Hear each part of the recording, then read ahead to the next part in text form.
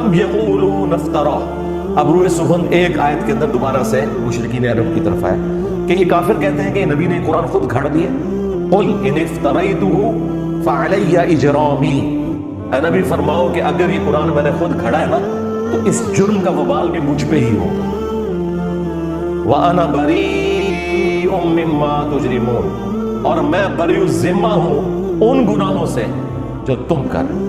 دیکھیں اللہ کا تو سٹائل ہی بات کرنے کا اور ہے. ویسے یہ انتہائی گستاخانہ آیات ہے قرآن میں اس طرح کی اتنی ہے جو ادھر صوفیت کی ڈاکٹرن ہے.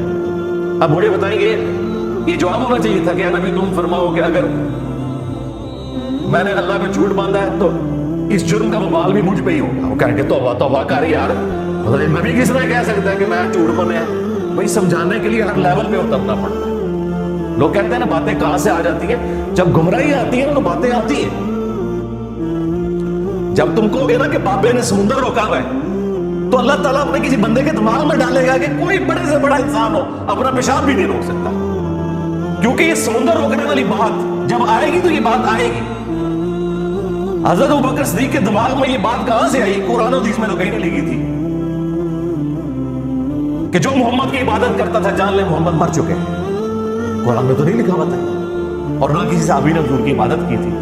یہ اللہ نے ان کے دماغ میں ڈالا کہ یہ کیا ہے. اس کی وجہ یہ ہے کہ جیزس کرائسٹ کو لوگوں نے خدا بنایا کہ محمد رسول اللہ دوسرے جیزس کرائسٹ نہ بن جائے. حضور کی بات یقیناً انہوں نے یاد آئی ہوگی کہ دیکھنا میری شان بلند نہ کرنا، جس طرح عیسیٰ ابن مریم کو لوگوں نے بڑھا دیا تھا. میں اللہ کا بندہ اور اس کا رسول ہوں. اسی کو ایلیبریٹ کر دیا حضرت ابوبکر صدیق نے انتہائی گستاخانہ خطبے میں انورٹڈ کاماز کے اندر ان کی نظر میں. ہمارے استاد مولانا صاحب کہتے تھے نا او بھائی جب توحید بیان کریں گے تو آٹومیٹکلی گستاخی ہو جائے گی. کیوں؟ تم نے توحید کو گستاخی سمجھا ہوا ہے، تمہاری نظر میں تو آٹومیٹکلی گستاخی ہو جائے گی نا. تو یہ گستاخی تو ہونی ہے، کیونکہ توحید کا تو مطلب یہ ہے کہ اختیار اللہ کے پاس ہے، مخلوق کچھ نہیں کر سکتی. پھر عجیب و غریب نا انہوں نے نا وہ مت اور عجیب و غریب واقعات مشہور کیے ہیں لوگوں کے جذبات کے ساتھ کھیلنے کے لیے. اور ایک بار وہابی دا تے سنی دا مناظرہ ہو گیا، حضور دی ذات ہوتے وہابی پوری رات جو ہے وہ ایسی آیتیں ڈھونڈتا رہا جس میں حضور کی تنقیص تھی، اور جو سنی جو ہے وہ نبی علیہ السلام کی شان ڈھونڈتا رہا. تو صبح جناب مناظرے میں جب دونوں اکٹھے گئے انہوں نے پوچھا ہاں تو راتی کے کرتا ہے؟ سرکار میرے سامنے گلا کرو میں تھن پنا تھوڑے بابیاں دا بابا آ گیا دنیا تے.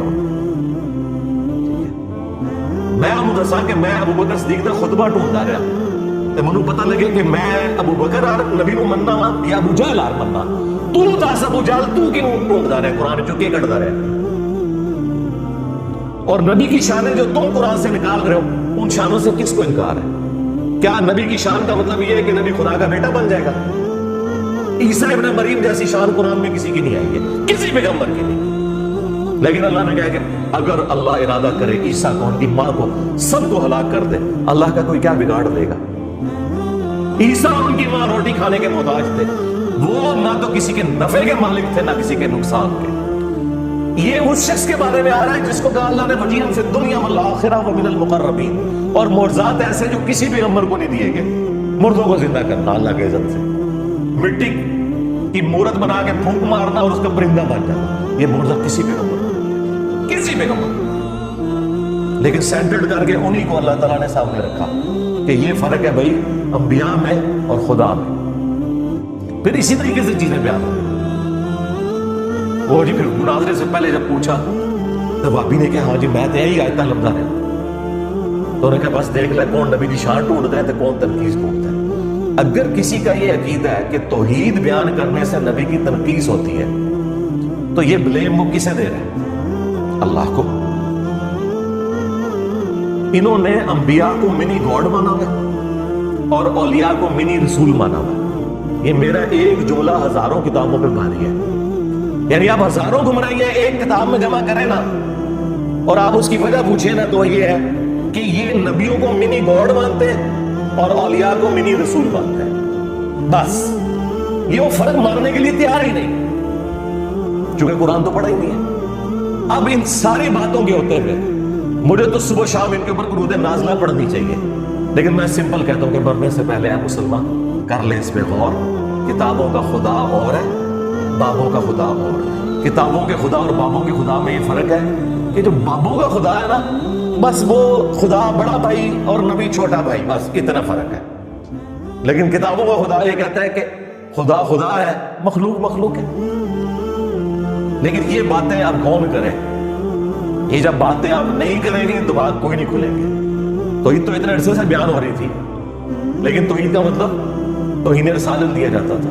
ہم نے توحید بیان کی ہے نا، آئے نا کوئی سامنے میرے پاس تو سیدھا بھائی چھوڑ دو. تم شان رسالت کی بات چشتی رسول اللہ، اشرف تھانوی رسول اللہ پارٹی کیسے کر سکتی ہے؟ کبھی نہیں کر سکتی. تمہارے بزرگوں نے اپنے ناموں کے کلمے پڑھائے، تمہیں کوئی حق ہی نہیں پہنچتا. تم تو نبی کا دفاع کر ہی نہیں سکتے. نبی کا دفاع کا حق تمہارے پاس نہیں ہے، اس کے کاپی رائٹ سب انجینئر صاحب کے پاس ہے. ہاں، یہ رائٹس ہم آپ کو نہیں دیں گے. توحید بھی یہاں سے بیان کریں گے اور رسالت بھی صحیح جو رسالت کا کانسیپٹ ہے وہ یہیں سے بیان ہوگا. تو اے نبی تم فرماؤ، اگر میں نے اللہ کے اوپر جھوٹ باندھا ہے، قرآن یعنی میں نے خود کھڑ لیا ہے، تو اس جرم کا وبال بھی مجھ پہ ہوگا اور میں بری ہوں اس جرم سے جو تم کر رہے ہو. اور یہ دوسری بات درست ہے اس حوالے سے کہ میں نے تو کوئی قرآن نہیں کھڑا، لیکن چونکہ تم نے قرآن کا انکار کیا لہذا تم اس جرم کے اندر شریک ہو کہ تم نے وقت کے پیغمبر کا انکار کیا ہے. دیکھیں یہ قرآن حکیم اپنے عقائد اور نظریات کے اندر بالکل ایک ننگی تلوار ہے، زیرو ٹالرنس ہے.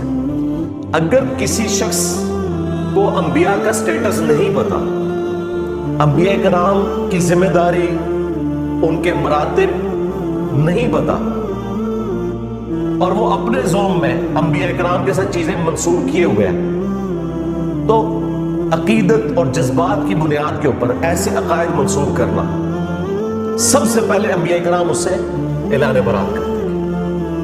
میرے سامنے دنیا میں بتا کے چلیں گے کہ میری شان کو اس طرح بلند نہ کرنا جس طرح لوگوں نے جیسس کرائسٹ کی شان کو بلند کیا تھا. میں اللہ کا بندہ اور اس کا رسول ہوں، مجھے اللہ کا بندہ اور اس کا رسول کہنا. اب یہ کہنے کی ضرورت کیوں پڑی ہے؟ اسی لیے پڑی ہے کہ آپ کو پتا تھا کہ انبیاء کرام کی ہستیاں اللہ تعالیٰ کی سلیکٹڈ ہستیاں ہوتی ہیں جن کو اللہ تعالیٰ معجزات عطا فرماتا ہے، شان عطا فرماتا ہے، اور اسی وجہ سے لوگ ڈیویٹ ہو کے ان کے اندر خدا کو اس حوالے سے ڈھونڈنا شروع کر دیتے ہیں کہ شاید یہ خدا کی شکل میں دنیا میں اتر آئے. اور آج دیکھ لیں تقریباً 75 کروڑ کے قریب ہے پروٹیسٹنٹ جو حضرت عیسیٰ کو اللہ مانتے ہیں. 75 کروڑ، جی اتنے بریلوی دیوبندی نہیں ہے دنیا میں جتنے پروٹیسٹنٹ ہیں. اور اللہ کیا کہہ رہا ہے؟ لقد کفر الذین قالوا ان اللہ هو المسیح ابن مریم. بے شک وہ لوگ کفر کر رہے ہیں جو یہ کہہ رہے ہیں کہ اللہ ہی عیسیٰ ابن مریم ہے. قل فمن یملک من اللہ شیئا، اے نبی سے فرماؤ کہ اللہ کا کوئی کیا بگاڑ دے گا. ان اراد ان یہلک المسیح، کہ اگر اللہ تعالیٰ ہلاک کر دے مسیح کو اور ان کی ماں کو اور جتنے زمین میں سارے بزرگ بابے جتنے زمین میں ہیں سب، اگر ان کو اللہ ہلاک کر دے، وصال شریف نہیں ہلاک، یہ غصے کا اظہار ہے تاکہ فرق پتہ چلے. یعنی اگر آپ یہ دیکھیں یہ ووکیبلری کا جو استعمال ہے یہ اسی لیے تاکہ آپ کے دماغ کھولے جائے. اور یہ اللہ کہہ سکتا ہے، بندہ نہیں کہہ سکتا. سرکار اللہ نے کسے کہا ہے؟ فرشتوں کو کہا یا ہمیں کہا ہے؟ ہمیں کیوں کہا ہے؟ کہ ہم نے اس طریقے سے آگے بات کر نبی کو کہا گیا قل فمن یملک من اللہ. اے نبی ان سے کہیں جب کوئی بھی عیسیٰ ابن مریم کے بارے میں بات کرے تو ان سے کہو کہ اللہ کا کوئی کیا بگاڑ لے گا. تو یہ پوری امت کے لیے. اور حضرت ابوبکر صدیق نے تمہارا مسئلہ آسان کر دیا. 8 جگہ حدیث آئی ہے بخاری میں اور 4 جگہ تفصیلی. من کان یعبد محمدا فإن محمدا قد مات. دیکھو جو بھی تم میں محمد کی عبادت کرتا تھا جان لے کہ وہ مر چکے. اللہ وصال شریف نہیں، شہید شریف نہیں، وفا شریف نہیں، فإن محمدا قد مات. ومن یعبد اللہ، اور جو بھی اللہ کی عبادت کرتا تھا وہ جان لے فإن اللہ حی لا یموت، کہ بے شک اللہ تعالیٰ زندہ ہے، اسے کبھی موت نہیں ہے. تو یہ بات یاد رکھیں، یہ بڑا سینسٹیو ایشو ہے. اور یہ انبیاء کرام کی جو دعوت سینٹرڈ اراؤنڈ توحید ہوتی ہے وہ اسی وجہ سے کہ انہیں پتہ ہے کہ اللہ کا کیا سٹیٹس ہے اور بندوں کا کیا سٹیٹس ہے. اگر خدا کا تعارف کسی کو ہے نا وہ جرت نہیں کر سکتا. مجھے بتائیں ایک عام انسان جس میں تھوڑا سا ایمان ہے کیا وہ اپنی عبادت کروا سکتا ہے؟ کیا وہ اپنے سامنے کسی کو جھکا سکتا ہے؟ کیا وہ یہ دعویٰ کر سکتا ہے کہ سارے بزرگوں کی گردنوں میں میرا پاؤں ہے؟ ہاں تو یہ قصیدہ غوثیہ میں پڑھتے ہیں, گولڈا شریف ہر جمعے کو پڑھا جاتا ہے, لوگ کھڑے ہو کے شوق سے پڑھتے ہیں, سبحان اللہ بھی کہتے ہیں سننے والے. اور دوسری طرف یہ کہتے ہیں کہ جی اللہ کا جتنا کوئی بڑا بندہ ہوتا ہے اس میں اتنی عاجزی پائی جاتی ہے. میں نے تو پلانٹ ارتھ پہ اتنا تکبر نہیں دیکھا کہ کوئی شخص یہ کلیم کرے کہ تمام اولیاء کی گردن پہ میرا پاؤں ہے. کتنا بڑا جملہ ہے. یہ تو حضرت ابوبکر, عمر, عثمان و علی نے کبھی صحابہ کے بارے میں نہیں بولا. تو یہ کہتے ہیں کہ عبدالقادر جیلانی نے فرمایا. ہم کہتے ہیں اگر انہوں نے کہا ہے تو قرآن و سنت کے تو بالکل خلاف ہے, اور اگر انہوں نے نہیں کہا تو بری ہے. نہ ہم ان کی طرف سے جھوٹا دفاع کرتے ہیں کہ انہوں نے نہیں کہا ہوگا.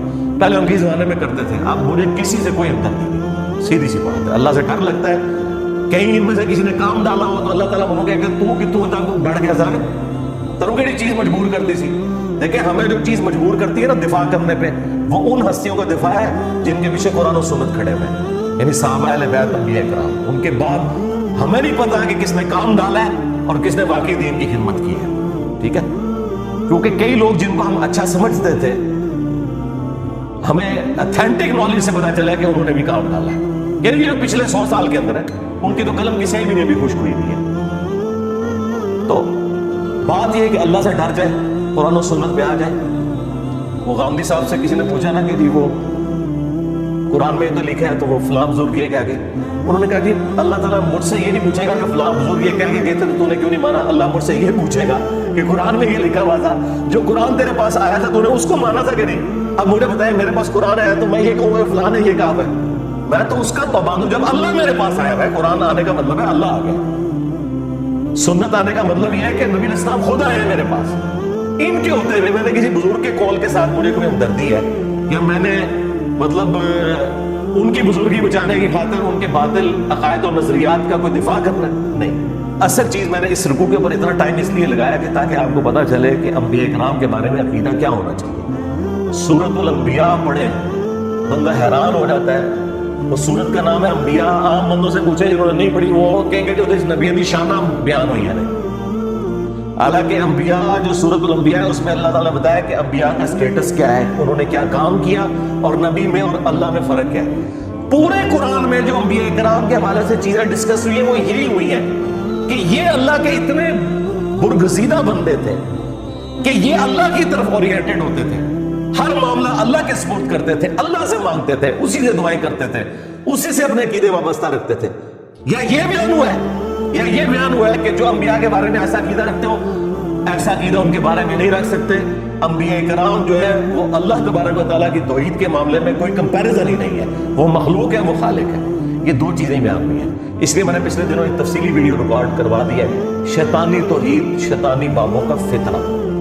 یہ شیطانی توحید ہے جس میں آپ انبیاء کرام کو, اولیاء کو اللہ کے مقابلے پر لے آتے ہیں. اور رحمانی توحید یہ ہے کہ انبیاء اور اولیاء بھی اللہ سے مانگتے تھے, تم نے بھی اللہ ہی سے مانگنا ہے. ہاں انبیاء اور اولیاء ان کی جو شانیں ہیں وہ اسی وجہ سے کہ وہ گاڈ اورینٹڈ تھے, نہ کہ اس وجہ سے کہ انہوں نے خود کوئی ایسا کیا. نہیں, وہ گاڈ اورینٹڈ تھے, اللہ نے انہیں انعام دیا. اور انبیاء تو ویسے مخلص بندے ہیں, نبی تو کوئی بندہ محنت سے بھی نہیں مانگ سکتا.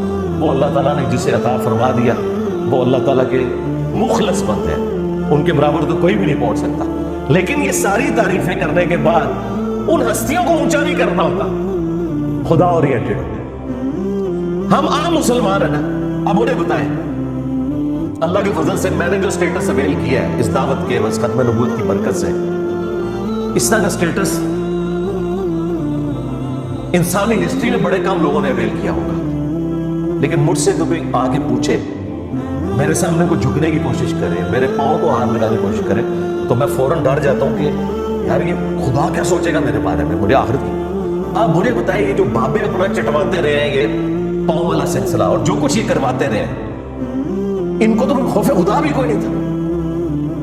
وہ ڈاکٹر ذاکر نائک کہہ رہے ہیں میں ایئرپورٹ پہ اترا نا تو ایک عورت کوئی پروفیسر تھی, बूढ़ी खातून, तो उसने मुझे पहचान लिया और हिंदू थी। वो दौड़ती गई और मेरे घुटनों को हाथ लगा कहती आप तो भगवान है। कहती मैंने कहा अस्तगफिरुल्लाह तौबा तौबा। मैं कहा ऐसे को बाबा होगा ना ज़ुल्फी और गले भी ला लेना चीज रानी ने। ये मवाइद का ही हौसला है कि उससे को ऊंचा करे भाई ना ना ना पीछे। और ये कितने मजेदार यूं दस्ताने पहन के चुमवाते रहते हैं, हाथ घंटों बैठे रहते हैं, नजराने बटोरते रहते हैं। जो इनके सामने ऊंचा सार हाथ बांध के लोग खड़े होते हैं, जिस तरह खुदा के सामने खड़े हुए हैं, इस तरह इनको तो मर जाना चाहिए। मैं कहता हूं जमीन फटाई अंदर चले जाए। इनको तो इनकी आवाज भी नहीं लगी हुई है। ये कोई बुजुर्ग नहीं है जिनके आप रोज बयान करते थे ये शैतान के एजेंट है दुनिया में, ये तागूत है। खुदा के नुमाइंदे दुनिया में वो है कि जरा सी कोई ऐसी बात होने लगे वो पीछे हट जाते हैं। ओ तौबा तौबा। एक साहबी मुस्नद अहमद में हदीस है, हुजूर को कह रहे हैं या रसूलल्लाह माशाअल्लाह व शिता, जो अल्लाह चाहे और जो आप चाहे। यार साहबी ने तो कभी शिर्क का सोचा भी नहीं। हुजूर क्या कह रहे हैं, अजअलतनी लिल्लाहि निद्दा, कोई तूने मुझे अल्लाह के मुकाबले में खड़ा कर दिया।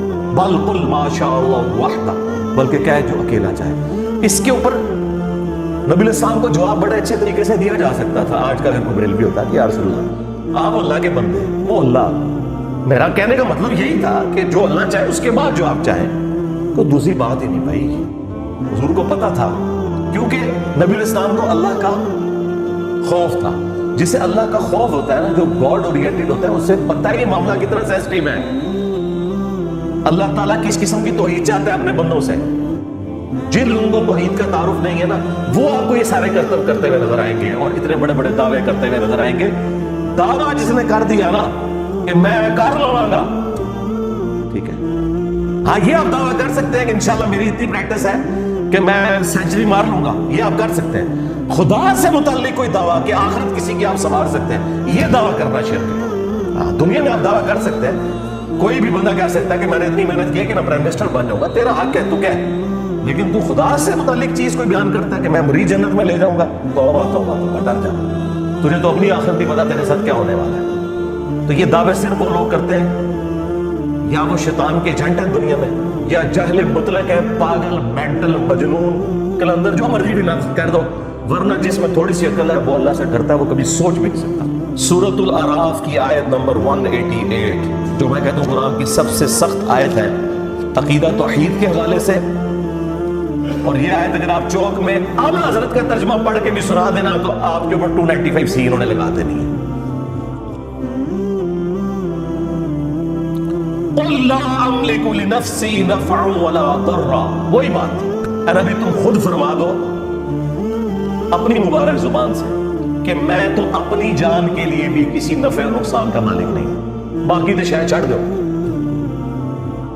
इल्ला माशा अल्लाह, हाँ जो अल्लाह मेरे लिए फैसला करे, उसने फैसला करना है कि मुझे कौन सी नफरमंद चीज पहुंचेगी और कौन सी नुकसान वाली। अच्छा, बाज जाहिल मौलवियों ने ना इल्ला माशा अल्लाह को इस तरह रिलेट किया कि हाँ जो अल्लाह चाहता है ना उतना मैं नफा नुकसान का मालिक है। अंदाजा करें, वो भी झूठ निकला। ये तो हुजूर अपनी बात कर रहे हैं, आपके नफा नुकसान की तो बात फिर भी नहीं हो रही। मैं अपनी जान के लिए भी किसी नफा नुकसान का मालिक नहीं, मगर जो अल्लाह चाहे। तो ये इन्होंने जो धोखा दिया वो इसी आयत में पकड़ा गया। अगली बात अल्लाह ने और खोल के बयान कर दी ताकि मोटे दिमाग वालों को भी समझ आए। वलौ कुन्तु अअलमुल गैब, अगर मैं खुद से गायब को जान लेता, लस्तक्थरतु मिनल खैर, तो मैं खैर कसीर जमा कर लेता। हाँ वो गैब तो हम मानते हैं जो अल्लाह ताला वही के जरिए बताता है, जो वो ना माने वो तो काफिर है, तो नबी की शान है। वमा कान अल्लाहु लियुत्लिअकुम अलल गैब वलाकिन अल्लाह यज्तबी मिन रुसुलिही मन यशा। अल्लाह की शान नहीं कि हर एक को गैब पर इत्तला दे, वो अपने पैगंबरों में से जिसे चाहता है चुन लेता है, और तुम्हारा काम है अल्लाह और उसके पैगंबरों के ऊपर ईमान लेकर आओ। लेकिन अगर नबी इस्लाम खुद से गैब जान लेते कि मुस्तकबिल में क्या होने वाला है, तो नबी तुम फरमा दो मैं खैर कसीर जमा कर लेता। जाहिर है जब आपको मुस्तकबिल का हाल पता चल जाए, आज के दौर में समझने के लिए कि डॉलर की कीमत या गोल्ड की ऊपर जाने वाली है, आप देखें इस एक साल में डबल हो गया गोल्ड। कि मुझे इसलिए पता है कि मुझे इस दफा डबल ज़कात निकालनी पड़ी है, उसी गोल्ड की जो गोल्ड उतना ही पड़ा है, ज़कात डबल देनी पड़ी है। क्यों? कीमत ऊपर चली गई। تو اگر یہ بات اس وقت لوگوں کو پتا ہوتی تو لوگوں نے اپنے پلاٹ بھی بیچ کے گولڈ لے کے رکھ لینا تھا. پلاٹ سترے اوپر نہیں گئے جنہیں گولڈ گیا. وما مسنی السوء، خیر کثیر بھی جمع کر لیتا اور کبھی مجھے کوئی تکلیف نہ پہنچتی. یقیناً اگر کسی شخص کو یہ پتا چل جائے کہ آج اتنے بجے اگر یہ روڈ کراس کرے گا تو ایک ٹریلے کے نیچے آ کے مارا جائے گا، وہ اس دن نہیں پوری زندگی اس روڈ کو کبھی کراس نہیں کرے گا، دوسرے راستے سے جائے گا. لیکن ایسا نہیں ہوگا، کبھی بھی نہیں ہوگا. اللہ تعالیٰ نے اس طرح کا کبھی کسی کو اختیار دیا ہی نہیں ہے. جو دیا وہ غیبی خبر کے طور پر دیا اور وہ ٹال نہ کوئی سکا. وہ ویسے ہی ہوا جیسے صحیح مسلم میں حدیث ہے، حضرت عمر کہتے ہیں نبی علیہ السلام نے غزوہ بدر سے ایک دن پہلے زمین پہ لکیریں کھینچی، کل یہاں ابو جہل کی لاش ہوگی، یہاں عتبہ کی، یہاں شیبہ کی، اور اللہ کی قسم انہی جگہوں پہ اگلے دن وہ لاشیں پڑی ہوئی تھی. یہ حضور کو اللہ تعالیٰ نے غیبی خبر دی، وہ ٹال نہیں سکتی تھی کبھی بھی. تو اے نبی تم فرما دو کہ اگر میں خود سے غیب جان لیتا تو میں خیر کثیر جمع کر لیتا اور نہ مجھے کوئی تکلیف پہنچتی. ان انا الا نذیر و بشیر، میں تو نہیں ہوں مگر ڈر سنانے والا اور خوشخبری سنانے والا. لقوم یؤمنون، ان کے لیے جو بات ماننا چاہے، ایمان لانا چاہے. میرا سٹیٹس پیغمبروں والا ہے، میں کسی کے نفع نقصان کا مالک نہیں. اور نفع نقصان میں وہ ساری چیزیں، آکسیجن، کھانا پینا، ٹوائلٹ یعنی پیشاب، نیند، یہ تمام چیزیں. اگر رسول اللہ کا یہ سٹیٹس ہے سرکار تو بابے دشائی کوئی نہیں. کیونکہ میرے نبی صاحب ہے ہی کوئی نہیں، تیرے بابے دے شاہی کوئی نہیں. اس لیے میں کھول کھول کر چیزیں بیان کرتا ہوں تاکہ کسی موٹے دماغ میں بھی کوئی کہیں کو کیڑا گھسا ہوا ہے نا، کسی شیطان نے گھسایا ہوا ہے تو اسے سمجھ آ جائے. قرآن اور احادیث اپنی تعلیمات کے اندر اتنے واضح ہیں کہ اس میں شیطان کا کوئی دخل نہیں ہے. یہ مولوی ہے جو آپ کو آیات اور احادیث نہیں بتاتے بلکہ اپنے بزرگوں کی تعلیمات بتاتے ہیں، جس کی وجہ سے آپ ڈی ٹریک ہو جاتے ہیں. اور پھر جب ہم آپ کو سمجھاتے ہیں تو ان کی چیخیں نکلتی ہیں، کیونکہ انہیں پتہ چل جاتا ہے کہ آپ انجینئر صاحب جو بتا رہے ہیں نا، تو سب سے پہلے تو آ کے ہمارے گاٹے ہماری عوام نے فٹ ہونا ہے کہ جناب تسی کے ساتھ قرآن حدیث پڑھا دے رہے ہیں. حضور کے لیے سب سے سینسٹیو ایشو ہے ہی توحید کا، اس لیے آپ نے آخری وقت کے اندر توحید کے اوپر ہی بات کی ہے. بخاری مسلم دونوں میں حدیث ہے. اما عائشہ سلام اللہ علیہا کہتی ہے کہ نبی علیہ السلام کے آخری دن بیماری کے چل رہے تھے. آپ تکلیف کی وجہ سے بار بار اپنی چادر اپنے چہرے مبارک سے ہٹاتے، پاس ایک پانی کا برتن تھا اس سے ہاتھ گیلا کر کے بخار کو ٹھنڈا کرنے کی کوشش کرتے اور بار بار یہ کہتے ہیں لعن اللہ الیہود والنصارى اتخذوا قبور انبیائہم مساجدا. اللہ کی لعنت ہو یہود و نصارہ کے اوپر، انہوں نے اپنے نبیوں کی قبروں کو سجدہ گاہ بنا دیا تھا.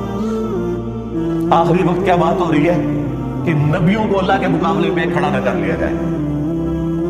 اور اما عائشہ کہتی ہیں رسول اللہ ہمیں ڈرا رہے تھے، اور اگر یہ خدشہ نہ ہوتا کہ لوگ رسول اللہ کی قبر پہ سجدے شروع کر دیں گے تو میں حضور کی بیوی ان کی قبر مبارک کو لوگوں کی زیارت کے لیے اوپن چھوڑ دیتی، یعنی حجرے کی دیوار گرا دی جاتی، جو چاہے جس وقت چاہے قبر رسول پہ حاضر ہو. حجرے کی دیوار نہیں اما عائشہ نے گرائی، آج تک نہیں گری اللہ کے فضل سے. آج بھی وہ خیر اب تو بہت پیچھے جا چکی، اب جالی ہیں اس کے آگے. اما عائشہ کو تو کسی نے نہیں کہا کہ حضور نے کہا تھا مجھے تو تم سے شرک کا خدشہ ہی نہیں ہے، تو آپ آخری وقت میں اس کو شرک سے کیوں ریلیٹ کر رہی ہیں؟ اس زمانے میں کہانیاں نہیں ہوتی تھی. وہ میری ویڈیو دیکھیں، مجھے تم سے شرک کا خوف نہیں. حضور نے اسپیسیفکلی صحابہ کرام کے بارے میں کہا تھا، اور صحابہ کے پیٹرن پہ صرف ایک جماعت قیامت تک شرک سے محفوظ رہے گی، یہ میں مانتا ہوں. ایک جماعت جس طرح کہ بنی اسرائیل پوری کی پوری گمراہ ہو گئی، یہ امت پوری گمراہ نہیں ہوگی. اس لیے حضور نے کہا تھا مجھے اپنی امت سے شرک کا خوف نہیں کہ یہ ساری مشرک ہو جائے. باقی وہ ویڈیو آپ دیکھیں. حضور تو صحیح بخاری میں حضرت عمر کہتے ہیں میں نے ممبر پہ حضور سے خود سنا ہے کہ دیکھنا میری شان کو اس طرح بلند نہ کرنا جس طرح نصارہ نے اپنے پیغمبر کو بڑھا دیا تھا عیسیٰ ابن مریم کو. میں اللہ کا بندہ اور اس کا رسول ہوں، مجھے اللہ کا بندہ اور اس کا رسول ہی کہنا. اور پھر ایک اور حدیث بخاری مسلم دونوں میں، حضور کی بیماری کے دن آخری چل رہے ہیں، حضور کی 3 بیویاں حضور کے پاس بیٹھی ہوئی. ظاہر ہے سب سے ایک کلوز رشتہ اس حوالے سے. اور پھر یہ بھی آزمائش کہ وہ حضور کی وفات کے بعد کوئی اور خامن بھی چوز نہیں کر سکتی. یہ کتنی بڑی آزمائش ہے. مرتبہ امہات المومنین کو ویسے نہیں مل گیا. آپ سیدہ عائشہ کی تکلیف کا اندازہ کر سکتے ہیں. کہ ایک 18 سال کی بچی جس نے حضور کے بعد 47 سال زندہ رہنا ہے، اس کو اللہ نے ایک بچہ بھی نہیں دیا کہ اس کے ساری زندگی گزار لے، اکیلا وہ 47 سال کا سفر انہوں نے اس حجرے میں کیا۔ اس تکلیفوں کو اندازہ لگا سکتا ہے؟ اہم نہیں اتنا بڑا مرتبہ عمار بن یاسر جو ہے وہ کوفے کے منبر پہ کہہ رہے کہ لوگوں، عائشہ دنیا اور آخرت میں تمہارے نبی کی بیوی ہے، مرتبہ نہیں کم ہو سکتا۔ اگرچہ انہوں نے خلیفہ وقت کے خلاف خروج کیا، مرتبہ نہیں کم ہوا، لیکن اللہ تمہیں آزما رہا ہے کہ عائشہ کی اطاعت کرتے ہو یا اللہ کی اطاعت کرتے ہو حضرت علی کا ساتھ دے کر، کیونکہ وہ اولی الامر منکم وہ ہے۔ لیکن عمار بن یاسر نے اما عائشہ کا مرتبہ نہیں کم کیا کہ ان کی اس غلطی سے ان کی زندگی کو 0 سے ملٹیپلائی کر دیں۔ کہا دنیا اور آخرت میں تمہارے نبی کی زوجہ ہے۔ یہ ایک آزمائش ہے کہ تم نے اللہ کی اطاعت کرنی ہے یا عائشہ کی اطاعت کرنی ہے۔ اس لیے میں کہتا ہوں میں عمار بن یاسر والا شیعہ ہوں، میں رافضی والا شیعہ نہیں ہوں۔ مرتبہ کم نہیں ہوگا، ہاں اختلاف رائے اپنی جگہ رہے گا۔ تو اما عائشہ اس حجرے میں رہی 47 سال، تو اما عائشہ بیٹھی ہوئی ہیں، سیدہ ام سلمہ بیٹھی ہوئی ہیں، اور ام حبیبہ بیٹھی ہوئی ہیں، 3 بیویاں حضور کی، اور ان میں سے یہ تو سینئر بیویاں ہیں، اسلام میں بھی سینئر ہے۔ انہوں نے ہجرت مدینہ سے پہلے ہجرت حبشہ بھی کی ہوئی ہے۔ تو وہ ہجرت حبشہ کا ذکر کرتے ہوئے کہتی ہیں ام حبیبہ اور ام سلمہ کہ یاد ہے کہ جب ہم وہاں سے گزرے تھے، ہم نے ایک ماریا نام کا گرجا دیکھا تھا جس میں کچھ قبریں بھی تھیں اور تصویریں بھی لٹکی ہوئی تھیں۔ حضور نے بس یہ بات سنی، آپ تکلیف کے عالم میں اٹھ کے بیٹھ گئے۔ توحید is the most sensitive issue in the sight of Allah and his beloved Prophet صلی اللہ علیہ وسلم۔ کہا یہی تو ان میں خرابی تھی، جب ان کا کوئی نیک بندہ یا پیغمبر فوت ہو جاتا تھا، اس کی قبر کے اوپر سجدے شروع کر دیتے تھے، تصویریں لٹکا لیتے تھے۔ قیامت کے دن یہ بدترین مخلوق بنا کر اٹھائے جائیں گے۔ اللہ اکبر۔ اور حضور نے پہلے ہی ڈرا دیا کہ یہ کام تم نے نہیں کرنا۔ اور مسلم شریف میں حدیث ہے، جندب رضی اللہ تعالیٰ کہتے ہیں حضور نے اپنی وفات سے 5 دن پہلے یہ بات کہی، اور میں نے خود سنی کہ دیکھنا اگلے لوگوں میں جب ان کا کوئی پیغمبر یا نیک آدمی فوت ہو جاتا تھا، وہ اس کی قبر پہ سجدے شروع کر دیتے تھے۔ تم نے یہ کام نہیں کرنا میرے ساتھ۔ میں کہتا ہوں کس لیول پہ اتر کے آپ کے پیغمبر نے آپ کو سمجھایا ہے، حریص علیکم بالمؤمنین رؤوف الرحیم۔ یار کون ہوگا جو اتنا آپ کی آخرت کے ساتھ محبت کرے گا بجوز ہمارے پروفٹ کے صلی اللہ علیہ وآلہ وسلم۔ مسند احمد کی حدیث ہے، نبی علیہ السلام نے فرمایا اللہم لا تجعل قبری وطن یعبد، اے اللہ میری قبر کو وہ بت نہ بنا دینا کہ لوگ اس کی پرستش شروع کر دیں۔ اپنی قبر کو بت کہہ دیا۔ وہ قبر جو ہمیں ہمارے ماں باپ اولاد سب لوگوں سے بڑھ کر عزیز ہے، جس قبر کی حاضری اس پلانٹ ارتھ کی سب سے بڑی نفلی عبادت ہے، اس قبر کو بھی کہہ دیا کہ یہ بت ہوگا اگر اللہ کے مقابلے پر اس میں بھی سجدے شروع ہو جائیں گے۔ اور تھوڑے بابے نے مزار تے شاہی کوئی نہیں، لے جائے تو بابے میں جس قبر کی عظمت تھی اس کا سٹیٹس کلیئر کر دیا ہے، اللہ میری قبر کو بت نہ بننے دینا کہ لوگ پوجا کریں۔ نبی کا تو کوئی قصور نہیں، لیکن حضور خود اپنی قبر کے بارے میں کہہ رہے ہیں کہ اسے بت نہ بنانا۔ ابو داؤد میں حدیث ہے میری قبر پہ میلہ نہ لگانا، تم دنیا کے کسی بھی حصے میں درود پڑھو گے اللہ تمہارا درود مجھ تک پہنچا دے گا۔ اللہم صلی علی محمد وعلی آل محمد۔ درود کے لیے بھی میلہ نہیں لگانا، تمہارا درود میرے تک پہنچ جائے گا۔ سلام عرض کرو نکل جاؤ، میلہ نہ لگانا۔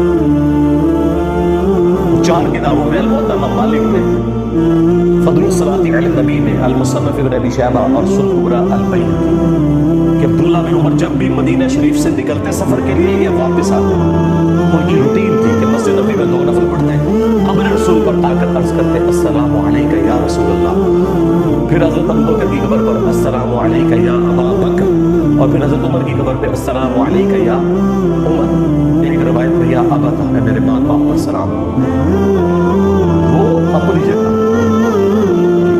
اس قبر جیسا تو ہے ہی کوئی، اس کی بنیاد پہ آپ اپنے بزرگ بابوں کی جو مزار کلیم کیے میں نا سب فراڈ ہے۔ باقی مزارات، گنبد خضرا، ये एक अलग से एक सेंसिटिव टॉपिक है, इस पे मेरी अलग से वीडियो रिकॉर्ड है, तो फिर मुझे 2 घंटे और लग जाएंगे। उसके लिए आप मेरी वीडियोस देखें, मैंने एक मुकदमा जो है